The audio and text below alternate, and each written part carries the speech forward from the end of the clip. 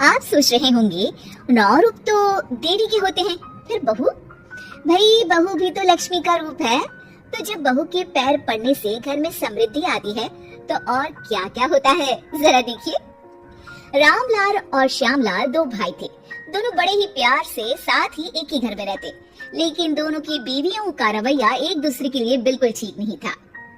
एक दिन रामलाल की बीवी कहती है, अरे रमा, ये क्या कर दिया? सारा कचरा पूरे घर में फैला दिया। माफ करना दीदी, मैंने रखा तो एक ही जगह था, लेकिन हवा इतनी तेज चली कि उड़ गया। अभी उठा देती हूँ। हाँ हाँ जल्दी करो।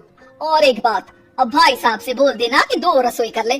पता तो है मेरा बेटा सोहन बड़ा हो गया है, अब लड़की वाले भी आने लगे हैं तो उसकी शादी हो ही जाएगी इस साल।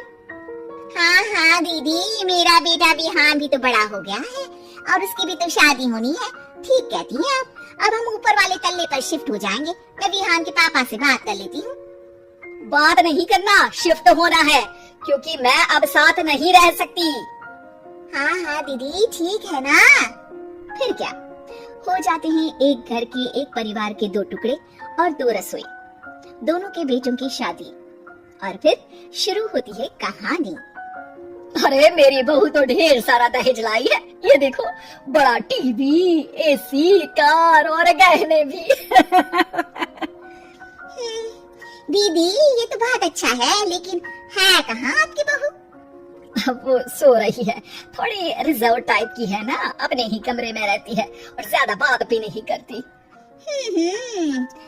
तभी रमा की बहू की आवाज आती है, माँ कहाँ है आप? जल्दी आइए, नाश्ता ठंडा हो रहा है और मुझे भी भूख लग रही है। आ रही हूँ बेटा, रुक। दीदी चलो क्या, ये लड़की मेरे साथ ही बैठकर खाती है, वैसे भी भूख लगाई है। ये बोलकर वो चली जाती है। तभी श्यामा की बहू बाहर आती है और बाहर की ओर जाने लगती है। अरे बहू, कहीं जा रही हो क्या? क्या है माँ जी, बिना बात के ठोका मत करो, जा रही हूँ मैं। वैसे भी मेरे पापा ने कार घर में रखने को तो नहीं दी है ना।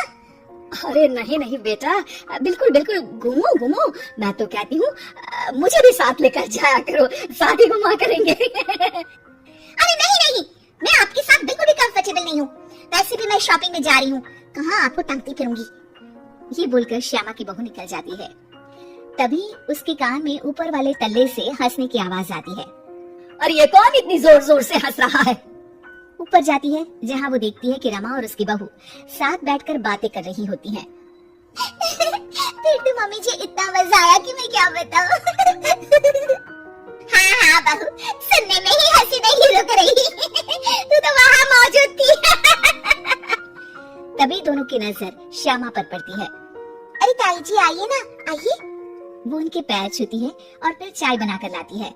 श्यामा अकड़कर कहती है, अरे नहीं नहीं, मैं चाय वाय नहीं पीती, बस हंसने की आवाज आ रही थी तो सोचा बता दूं कि टीवी की आवाज धीमी कर लो। अरे टीवी वो देखो दीदी, धूल खा रहा है, वक्त ही नहीं मिलता देखने का। बहू के साथ वक्त कैसे बीत जाता है, इसकी बातें और किसी कहानी किसी सीरियल से कम नहीं होते। श्यामा को खुशहाल रमा को देखकर जलन होती है। हाँ हाँ, मैं तो तंग आ जाती हूँ इतनी सारी बातें करके, मुझे तो सुकून पसंद है। ये कहकर श्यामा चली जाती है। अगले दिन रमा अपनी बहू के साथ घर से जा रही होती है कि तभी दरवाजे में श्यामा उन्हें टोकती है। अरे कहाँ जा रही हो दोनों? अरे देखिए ना दीदी, इसे शॉपिंग करने जाना था। मैंने कहा अकेली चली जा, तो कहने लगी मम्मी जी आप घर में अकेले बोर हो जाओगे ना, आप भी चलो हमारे साथ। अरे अब इस उम्र में तू कहाँ घूमेगी? अब देखते हैं दीदी, जहाँ ये लड़की घुमा दे। अब मेरी बहू भी कल गई थी कार चलाकर। हाँ। तभी रमा की बहू कहती है, ताई जी मुझे तो कार चलानी नहीं आती, लेकिन हाँ इस सुहाने मौसम में मम्मी जी को स्कूटी की सैर करा देती हूँ। श्यामा का मुंह बंद हो जाता है। वो अपने कमरे में चली जाती है, जहाँ उसकी बहू बैठकर अकेली टीवी देख रही होती है। बहू तू भी कुछ बातें किया करना, मैं अकेले अकेले बोर हो जाती हूँ। तो क्या मैं यहाँ आपको एंटरटेन करने आई हूँ? देखिए मम्मी जी, मैं तो सिर्फ ये कहना चाहती हूँ कि ये टीवी मेरे पापा ने दी थी, तो ये टीवी कल तक मेरे कमरे में लग जानी चाहिए, समझिए आप। ये बोलकर वो वहाँ से चली जाती है। श्यामा सोच लेती है कि वो अब ये सारी बातें अपनी बेटी को बताएगी। शाम को उसका बेटा जब घर आता है, अरे देख बेटा, तेरी बीवी सारा दिन अपने कमरे में रहती है, न बात करती है न चित। मैं बूढ़ी सारा दिन भूत की तरह अकेली घूमती रहती हूँ घर में। अरे माँ, मैं क्या बोलूं? मैंने कई बार उसे बोला कि सबके साथ उठा बैठा करो, हंसा बोला करो और मिलकर रहो, लेकिन वो कहती है कि उसका मन ही नहीं करता। अरे क्यों क्यों मन नहीं करता है? ऐसा क्या हो गया? माँ, तुझे याद है उसके पिता ने कार देने से मना कर दिया था, कहा था कि उनके पास पैसे नहीं है, साथ ही तेरे सामने हाथ भी जोड़ा था, लेकिन कैसे तूने उसके पिता के साथ बुरा व्यवहार किया था। उन्हें कहा था कि पैसे नहीं है तो किसी भिखारी से शादी कर दो अपनी बेटी की। हाँ हाँ बेटा, तभी तो आज दरवाजे पर इतनी लंबी कार खड़ी है। बस माँ, तो अब तू उस कार से ही बात कर और उससे मन लगा, क्योंकि पिता के आंखों का आंसू आपकी बहू के दिल तक उतर चुका है और आपकी इज्जत उसकी नजर में। अब श्यामा को समझ आता है कि कुछ निर्जीव चीजों से घर भरने से अच्छा है कि सजीव चीजों से जिंदगी भरी जाए।